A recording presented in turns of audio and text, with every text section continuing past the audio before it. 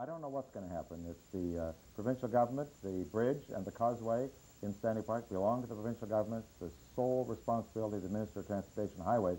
There's a dialogue going on, but I'll tell you one thing. After dealing with this for 3 or 4 years, there's no clear consensus. Okay, I agree and that so they have their responsibility, right? But I think the Vancouver should make the initiative to say, okay, well, you know, it is at capacity or beyond capacity, and we do have the Grandview cut. Maybe the connections from the Grandview cut to the Lionsgate Bridge might be the solution. We're talking 10 years from now. You've got to think about it. If it's going to take 5 years to talk about a Grandview cut connection to the Lionsgate Bridge or to a third crossing or what have you, whatever it happens to be, we should start charging tolls now, 10 cents per car, and we'll have enough money in 5 years to build it. Okay. You've hit on a very key part of this whole subject, and very few people think that way. Vancouver has difficulty dealing with the Lionsgate Bridge as a one-off issue and expanding it to 4 or 5 lanes without it fitting into a regional transit context. Because a lot of the traffic coming over Lionsgate Bridge, down from Squamish and Whistler, Lions Bay and places like that, wants to get through Vancouver.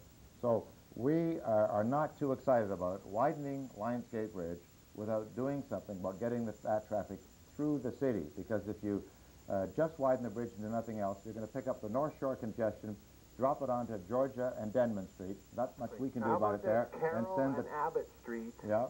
Or even Main, or even, you know, Knight, because that's where the connection should be. Even if you have to build a waterfront road to the line, I don't think didn't somebody say the Lionsgate Bridge is a heritage structure, so therefore we have to build a new crossing anyway? No, it's heritage, but it's up for replacement or repair. But you hit on another thing. A lot of people, in the long term, you're right.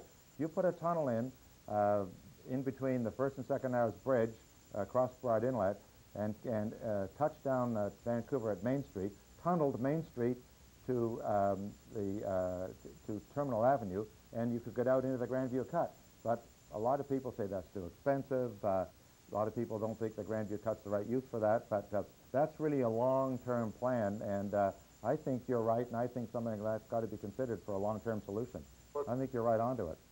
We're going to move on then to...